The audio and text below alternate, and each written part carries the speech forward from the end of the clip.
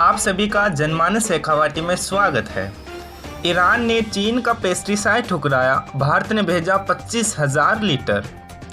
Iran ने चीन की ओर से टिड्डी मारने के लिए दिए गए पेस्टिसाइड का ऑफर ठुकराकर भारत को अलग थलग करने के चीन के मंसूबे पर पानी फेर दिया। इसके बाद भारत ने 25,000 लीटर पेस्टिसाइड भेजा, जो बुधवार को ईरान पहुंचा। बजरी माफिया बेलगाम, अब 6 गुना ज़्यादा दंड से लगेगी लगाम। बजरी के अवैध खनन और परिवहन को रोकने में फेल रही सरकार अब बजरी माफिया पर जुर्माना दंड बढ़ाने वाली है। यह पेनल्टी एक साथ 6 गुना तक बढ़ेगी, जो अब 1 से 5 लाख रुपए प्रति वाहन होगी। निर्दलीयों ने गहलोत से कहा, ओपन वोट करेंगे। राज्यसभा चुनाव में खरीद फरोख्त के आरोप प्रत्यारोप के बीच निर्दलीय विधायकों ने मुख्यमंत्री अशोक गहलोत से बुधवार को कहा है कि वो सभी ओपन वोट करेंगे। वे कांग्रेस पर्यवेक्षक को दिखाकर ही अपना मत डालेंगे। प्रक्रिया के तहत पर्यवेक्षक को वोट दिखाकर डालना होता है, लेकिन निर्दलीयों पर ऐसी पाबंदी नहीं होती।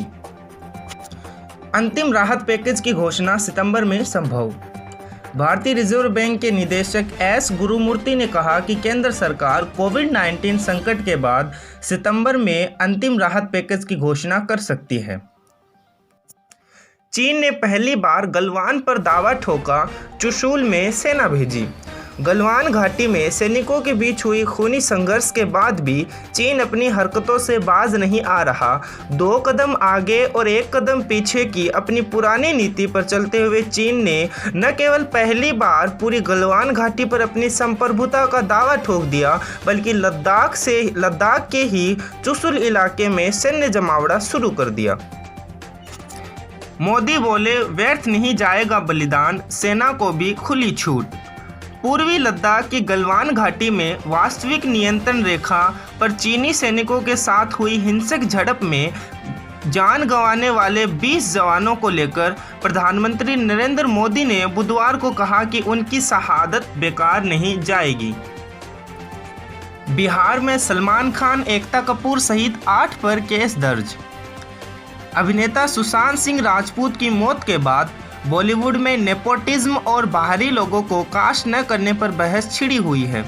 इसी बीच बिहार के मुजफ्फरपुर में सलमान खान, एकता कपूर, करण जौहर, संजय लीला भंसाली सहित 8 लोगों पर मुकदमा दर्ज करवाया गया है। नौसेना वायुसेना का रुख चीन की ओर मोड़ा, पीएम ने बुलाई सर्वदलीय बैठक। लद्दाख की गलवान घाटी में हालात तनावपूर्ण है। इसके बाद से LAC पर दोनों सेनाएं सतर्क हैं। केंद्र ने तीनों सेनाओं को आपातकालीन खरीद की मंजूरी दी है। LAC पर युद्ध सामग्री के भंडार को बढ़ाने की भी बात कही गई है। प्रधानमंत्री नरेंद्र मोदी और गृह मंत्री अमित शाह हालात पर नज़र बनाए हुए हैं। प्रधानमंत्री ने 19 जून की शाम 5 बजे सर्वदलीय बैठक बुलाई है। डेयरी के बाद अब बाजार में आएगा अमूल का आटा। डेयरी प्रोडक्ट ब्रांड अमूल की योजना अब दूध, दही, बटर, छाछ के अलावा आटा बेचने की भी है।